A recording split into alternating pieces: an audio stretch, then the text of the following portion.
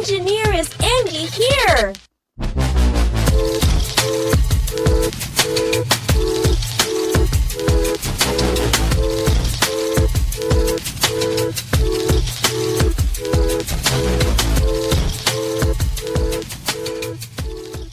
Alright, so first of all I just wanna say this video is kinda like a part 2 of Dangler's video, why Golden Soldier is the potential man of TDS. So, if you haven't already, go watch her video. I'll leave the link for it in the description. Once you watch that, come back to this video. Alright, let's begin. Meet Potential Woman. So, you may know Engineer is an expensive hardcore tower that can deal with all stages of the game. However, even though this tower does have some good points, she has several drawbacks that make her actually not very great. We will go over some of these points now.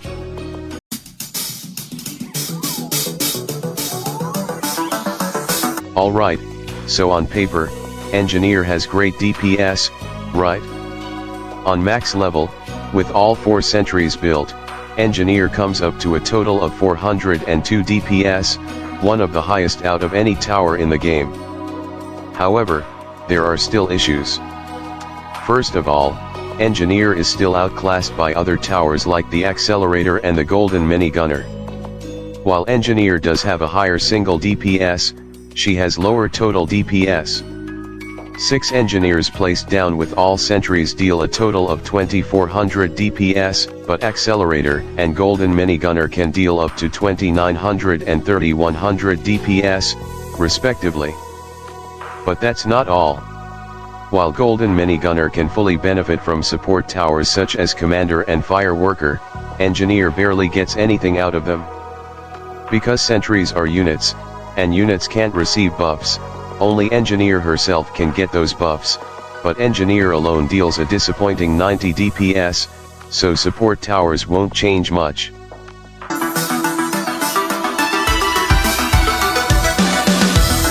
Engineer is the second most expensive hardcore tower, and one of the more grindy towers of the game. To get the Engineer it'll require you to beat hardcore 15 times, and if you play hardcore, you know how damn boring the game mode is. This isn't even taking into account the other hardcore towers you will be getting before Engineer, which just adds up to how many hardcore matches you will play. That said, Engineer is just not worth her price tag as of right now.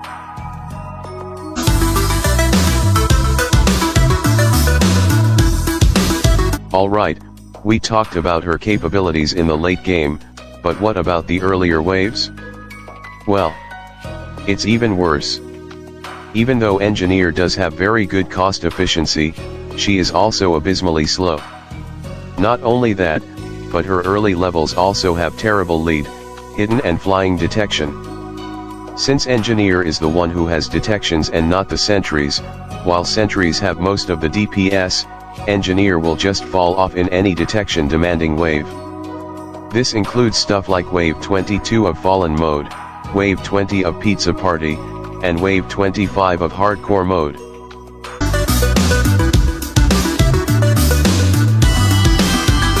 Alright, so this might be a big winning point for Engineer, right? Since Engineer can create sentry shields to protect them from stuns, Engineer is basically a stun-immune DPS tower. Well, even that has its own flaws. For one, we have already phased out of the stun immunity meta. Since there aren't as much stun abuse as before in the game, you can bring good DPS towers like the Golden Minigunner, even if they can get stunned. And even if there's stun abuse, medic exists in the game. But if your main DPS is Engineer and enemies are stun abusing too much, the sentry shield won't even be a savior here. You see, the way the sentry shield works is, whenever Engineer is stunned, sentries will lose their shield, the one that protects them from death. And, if an enemy's attack hitbox hits the sentry while the shield is down, then the sentries will just die. This can be a massive issue in, let's say, Wave 25 of Polluted Wastelands, or Wave 50 of Hardcore Mode. Especially in Hardcore, since there are 4 Vindicators, a lot of unknowns, and Void Reaver, which are most likely just gonna keep your engineers from ever getting sentries to shoot.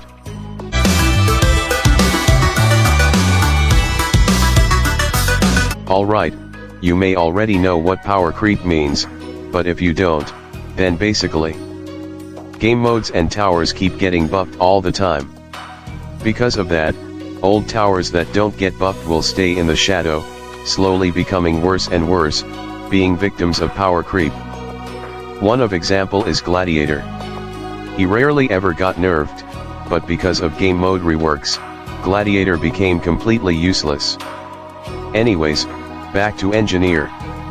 Engineer is supposed to be decent for early game, mid game, late game, and crowd control, right? That's what she was built upon, being a jack of all trades. But, since she is a jack of all trades and master of none, multiple towers can outclass her easily. This becomes even worse with power creep. Truth be told, Engineer is outclassed by basically every other hardcore tower, except for Necromancer. Brawler is miles better than Engineer for early and mid game. Necromancer is also extremely good for mid game and maybe late game. Accelerator is way better than Engineer for late game. And Hacker, she's Hacker.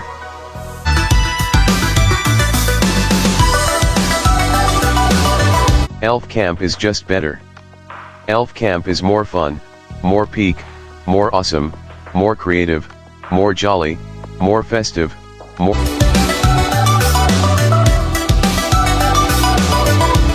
Engineer fell off hard. She's abysmally slow in early to mid game, has terrible detections except for late game hidden detection, is barely able to get buffed, and she's outclassed. Overall, she desperately needs a buff. Balancers did say Engineer was going to get buffed, but still, nothing. But this was it. Thanks for watching, like, subscribe, and bye.